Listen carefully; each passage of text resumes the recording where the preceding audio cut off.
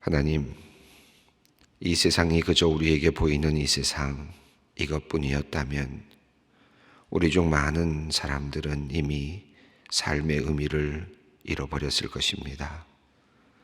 병든 자, 나이 든 자, 죽어가는 자, 연약한 자, 실패한 자, 가난한 자, 낮은 자, 잘못된 관계로 얽힌 자, 갇힌 자, 범죄한 자, 사형 선고를 받은 자, 모두 이 세상이 전부였다면 그들은 철저히 버려진 자들이요 희망 없는 사람들이었을 것입니다.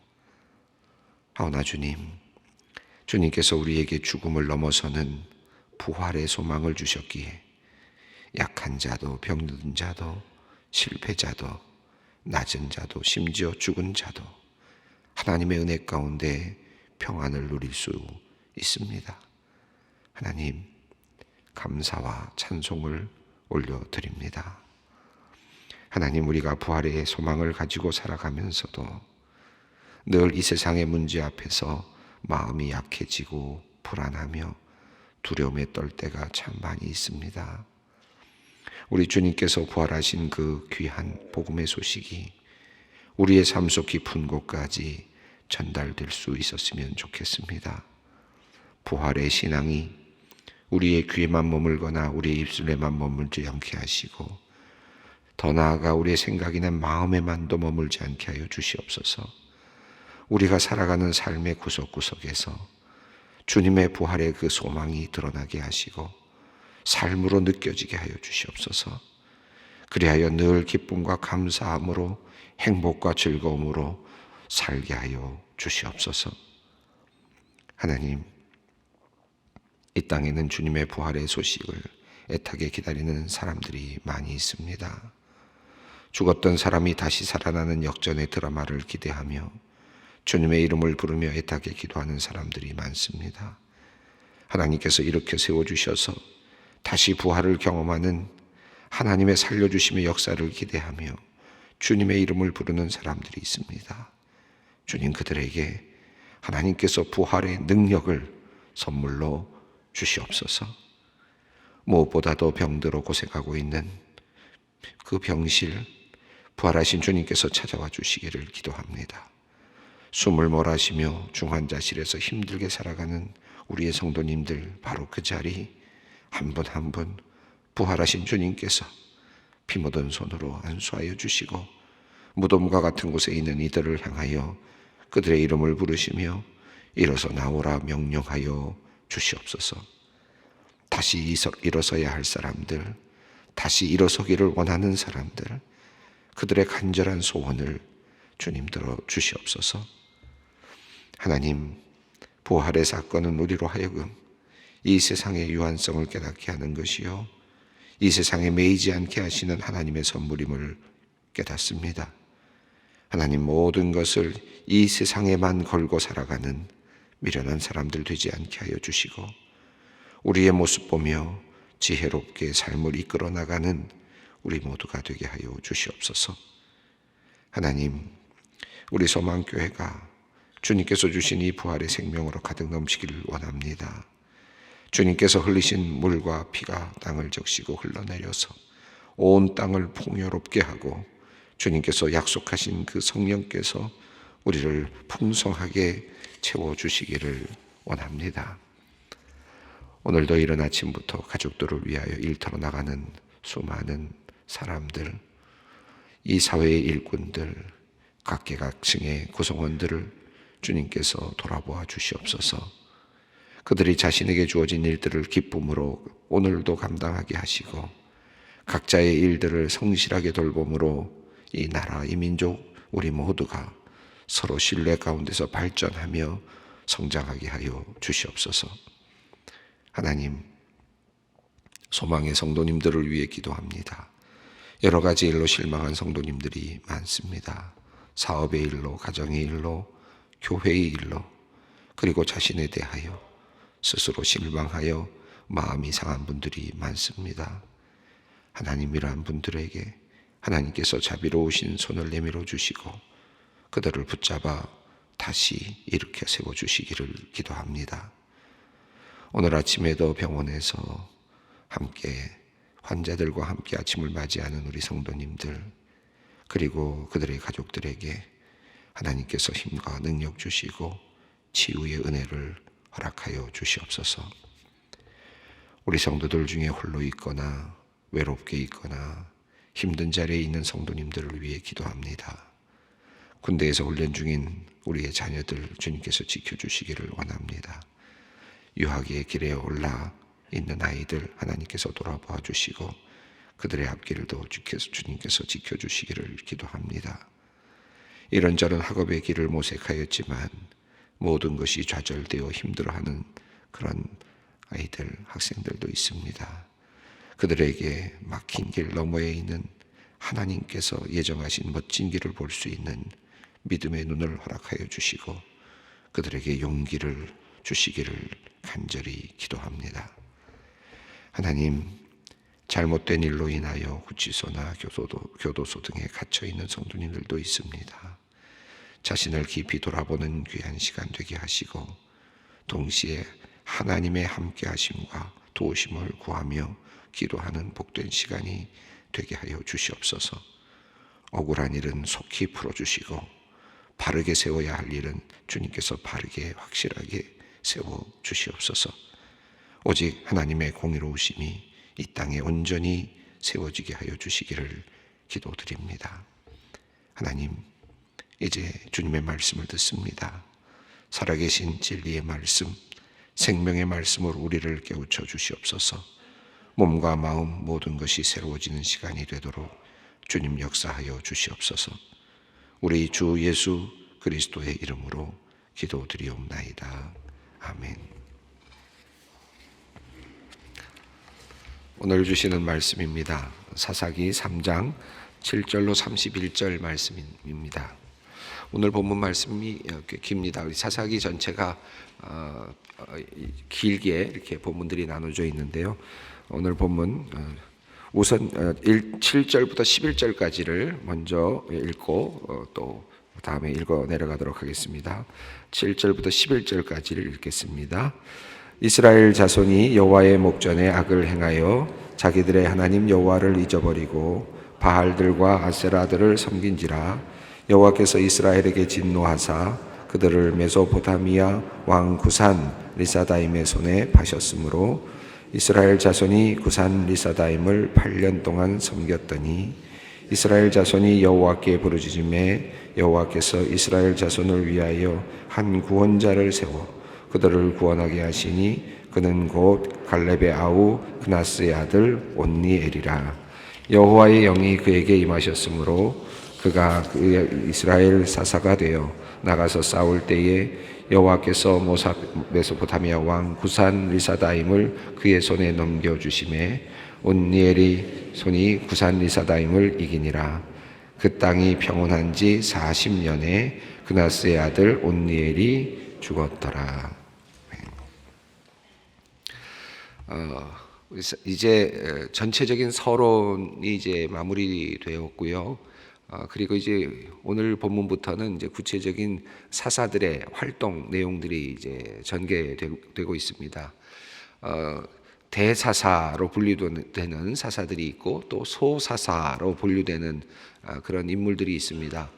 그런데 대사사, 소사사를 구별하는 뭐 하나의 방법은 사사기 안에서 사사로서의 역할 또는 어떤 사건들이 분명하게 많이 묘사되어 있는 그런 사사들이 있는데 그런 사사들을 주로 이제 대사사로 보고 한 줄 정도 이름이 나오고 어떤 간단한 내용만 나오는 그런 분들은 정보가 거의 없기 때문에 이 사사기에서는 작게 다루었다고 보아서 소사사 이렇게 구별을 합니다. 오늘 본문 속에는 이제 그렇게 본다면 두 사사가 이제 대사사에 속한다고 볼 수 있겠고 이제 뒤에 나오는 한 사람은 한 줄 정도 나오는 사사가 있는데 그분이 이제 소사사에 해당된다고 할 수 있겠습니다. 오늘 읽어야 될 본문이 꽤 긴데요. 7절부터 오늘 11절 말씀 앞서 읽은 이 본문은 한 사람에 대한 이야기를 다루고 있습니다. 첫 번째 등장하는 사사이죠. 온니엘이라고 하는 사사입니다. 여러분이 온니엘이라고 하는 사사는 앞서 이미 1장 13절 부분에서 잠시 이름이 나왔습니다. 여러분 그 사람 갈렙의 아우 그나스의 아들 온니엘이라고 하는 이름이 나왔죠. 유다가 이스라엘 정복할 때 이 서론 부분에 나왔는데 시므온과 함께 그 정복하게 되었을 때 이제 이야기를 하면서 갈렙의 그 아우 그나스에 대한 이야기가 나왔습니다. 그래서 드비를 치고 이제 헤르본에서 드비를 치는 그런 과정 속에서 이제 나의 딸을 주겠다라고 해서 악사를 내가 주겠다라고 했을 때 그 정벌을 한 사람이 온니엘이다라고 이렇게 표현이 되었죠. 그래서 유대 쪽, 그러니까 남쪽입니다. 남쪽 지역, 맨 아래쪽 지역 헤르본과 그리고 드빌과 그리고 이제 호르마까지 쭉 내려가는 그 과정에서 온니엘이라고 하는 사사 이름이 나왔습니다. 그 서론 부분에선 사사라는 이름이 나오지 않았고 그냥 온니엘이라는 이름이 나왔는데 이제 오늘 본문에서 첫 번째 사사로 그분의 이름이 나타나고 있습니다. 이 사사기는 크게 큰 패턴을 가지고 있습니다. 똑같은 패턴이 계속 나오는데 그래서 아마 사사기를 이렇게 좀 더 길게 본문을 잡고 있는지 모르겠습니다. 오늘 7절부터 11절에 그 아주 전형적인 예가 나오고 있는데요. 첫 번째는 7절에 보면 여호와의 목전에 악을 행하여라고 하는 표현이 나옵니다.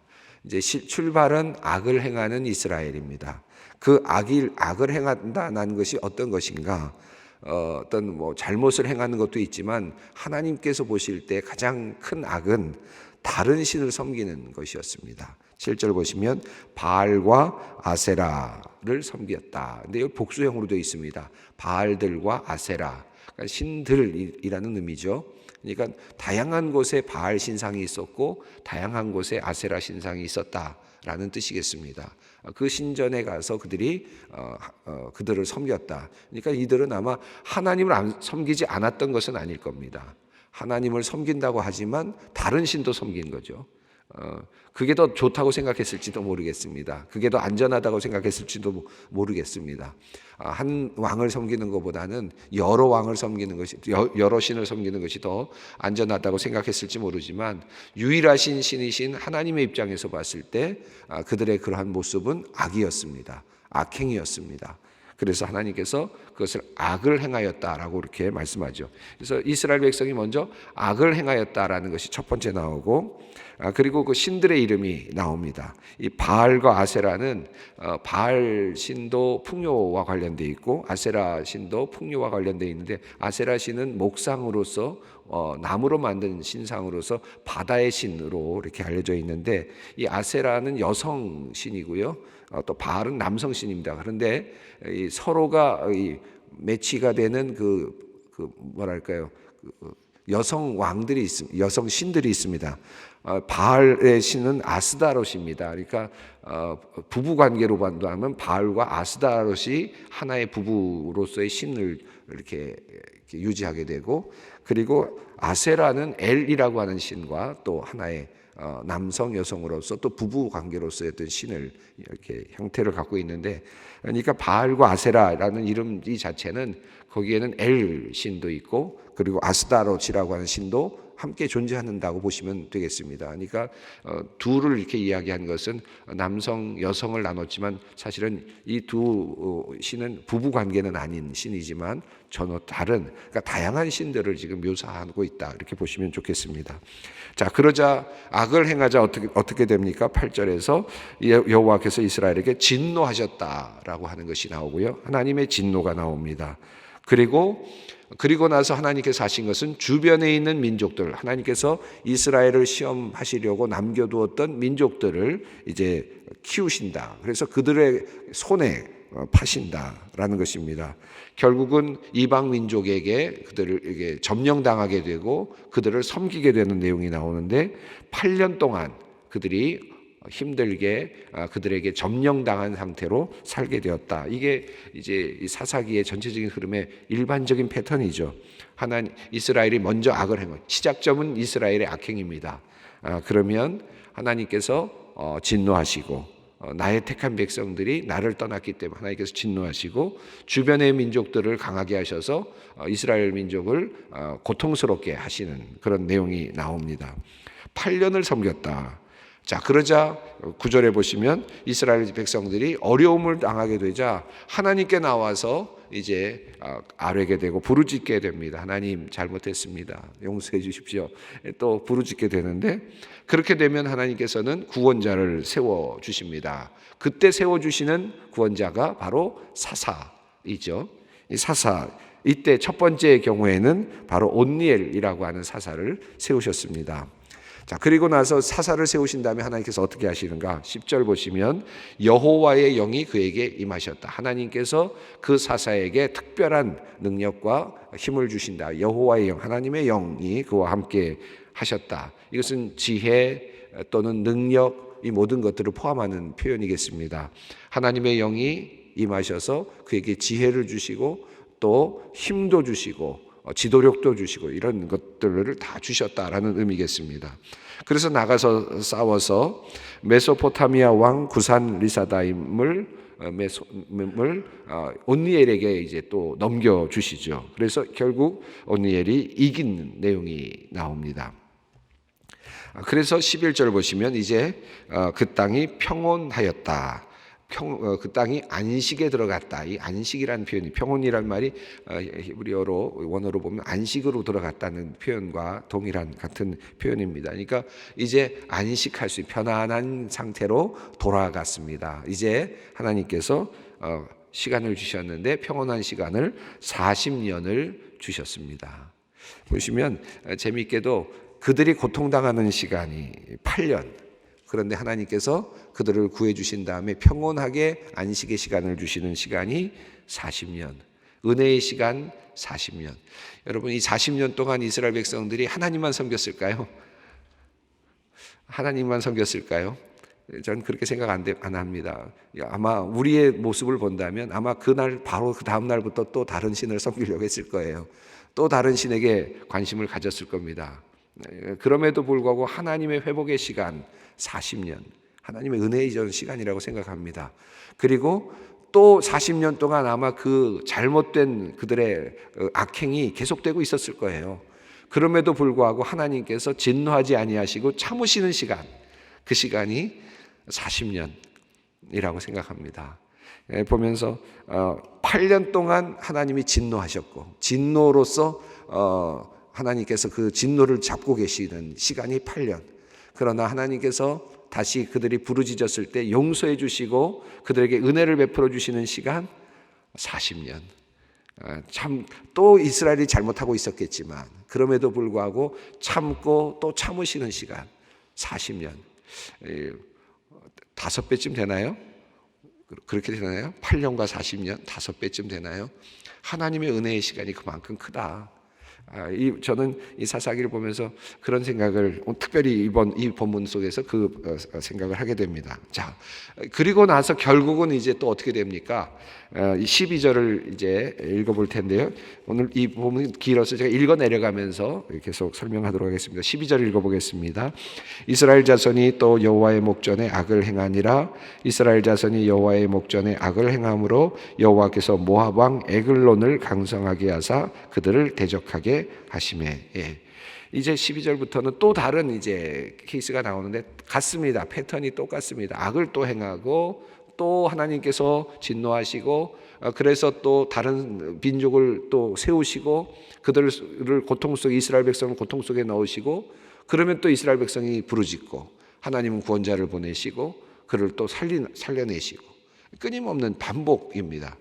자, 여기서 보시면 또라는 말이 참 그렇죠. 이 또. 근데 이건 또라는 말은요, 여기서 말하는 거 조금 전에 말씀드렸지만, 그러다가 한 번 갑자기 한 번 또 했다는 그런 의미가 아니죠.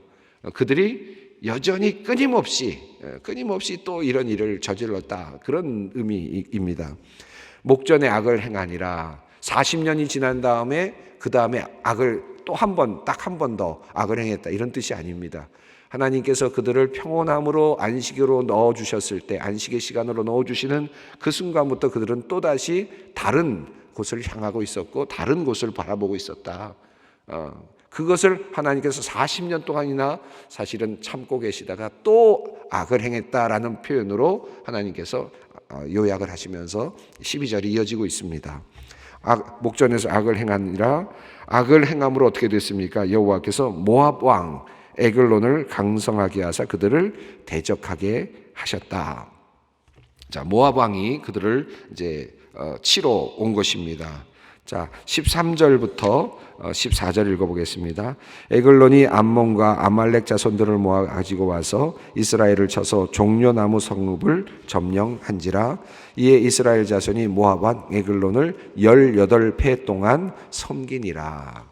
18년, 8년 동안 섬겼다가 8년 동안 고초를 당하다가 회개했더니 하나님께서 40년이라고 하는 평온의 시간을 사사를 통해서 주셨는데, 이스라엘이 또 잘못하니까 이제 그들을 또 에글론에게 넘기셔서 18년 동안, 8년보다 훨씬 더 길어졌습니다. 10년이 더해졌습니다. 어려운 시간을 이제 겪게 되었습니다.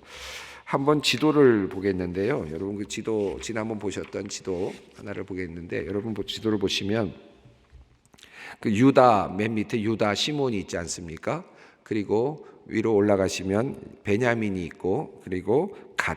지금 그 이스라엘 민족이 그 여호수아서를 보았을 때 이제 땅을 차지하게 된, 배분받은 그런 땅입니다. 르우벤이 오른쪽에 있죠. 요단 동편으로 내려가서 그리고 이제 사해 오른쪽으로 르우벤이 지파가 있습니다. 르우벤 그 밑에 이스라엘 족속에 할당된 땅이라고 되어 있는 그 부분, 이스라엘이라고 써 있는 그 부분보다 조금 더 위쪽부터가 모압 민족이 살고 있었던 땅입니다. 모압 민족이 살고 있었던 땅이고요.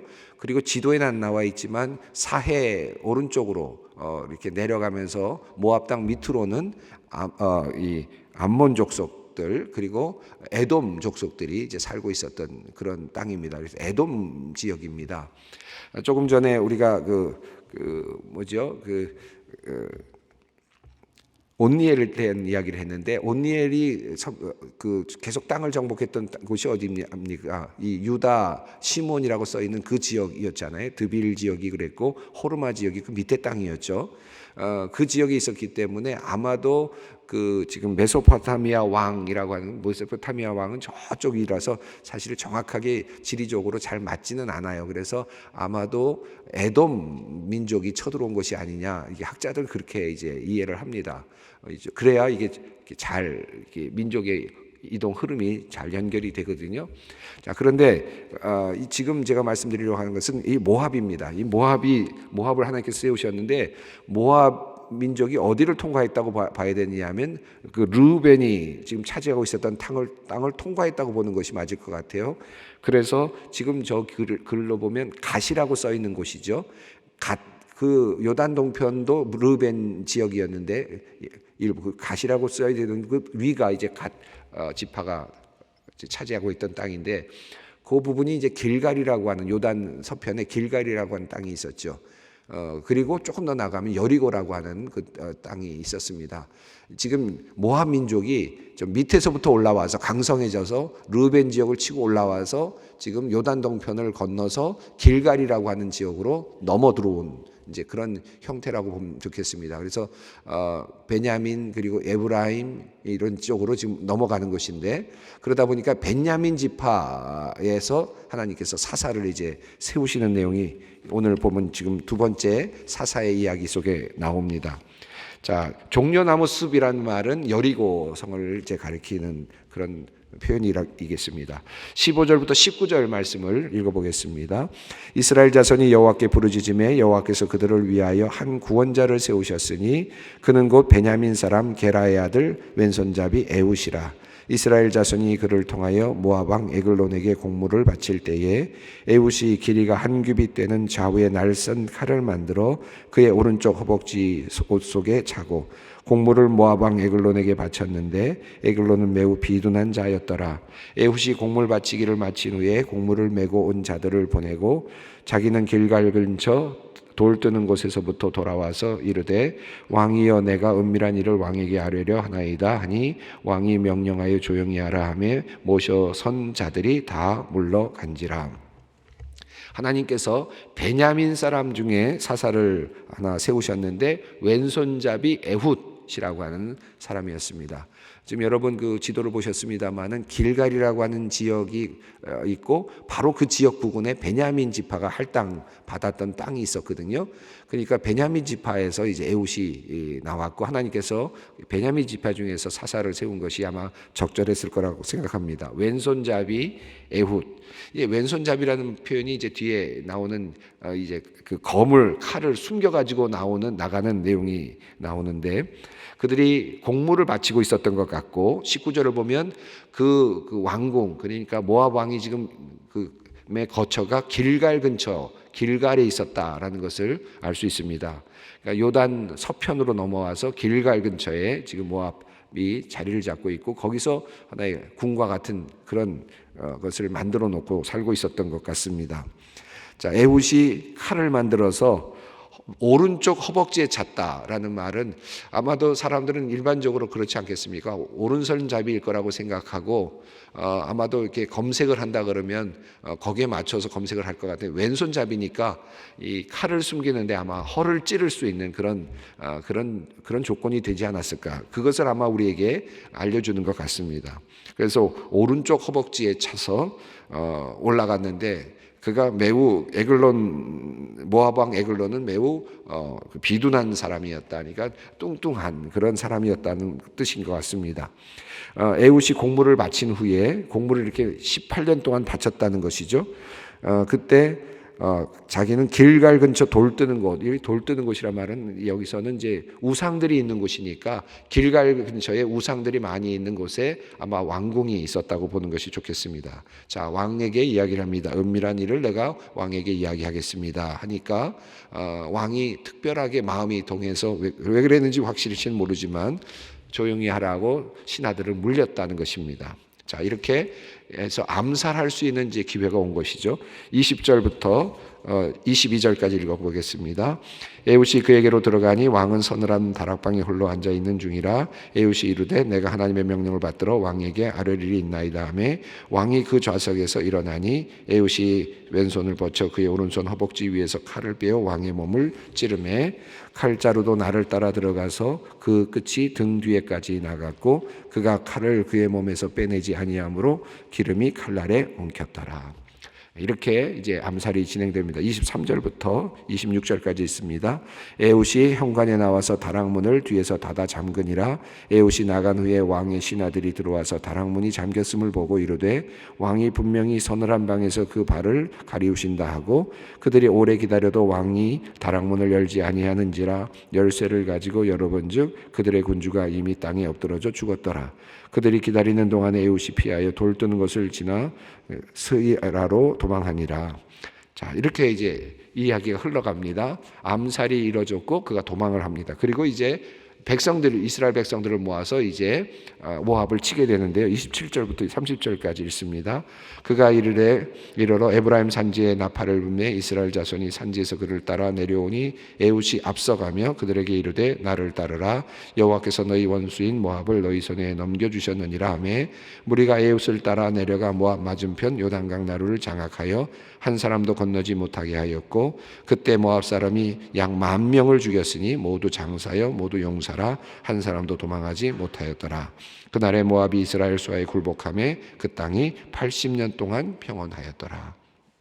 역시 마찬가지입니다. 18년 동안 고생을 시키시고 하나님은 또다시 80년의 기간을 또다시 기회로 주시는 것입니다. 31절 읽습니다. 에훗 후에는 아나세 아들 삼갈이 있어 소모는 막대기로 블레셋 사람 600명을 죽였고 그도 이스라엘을 구원하였더라. 이 한 절, 삼갈에 대한 이야기는 한 절 나옵니다. 이 소사사입니다. 오늘 3명의 사사가 지금 오늘 본문 속에 나타나 있습니다. 저는 오늘 본문 속에서 하나님의 참으시는 시간 40년, 80년 이 하나님의 참으시는 시간, 우리에게 주시는 은혜의 시간, 은혜의 시간이라고 해서 우리가 지금 잘하고 있는 것은 아닙니다. 그렇죠? 우리가 잘하기 때문에 이 시간이 평온한 것이 아닙니다. 하나님의 참으시는 시간이다. 이 사실을 기억하면서 오늘 기도의 자리로 나갔으면 좋겠습니다. 하늘에 계신 우리 아버지, 아버지의 이름을 거룩하게 하시며 아버지의 나라가 오게 하시며 아버지의 뜻이 하늘에서와 같이 땅에서도 이루어지게 하소서. 오늘 우리에게 일용할 양식을 주시고 우리가 우리에게 잘못한 사람을 용서하여 준 것 같이 우리 죄를 용서하여 주시고 우리를 시험에 빠지지 않게 하시고 악에서 구하소서. 나라와 권능과 영광이 영원히 아버지의 것입니다. 아멘.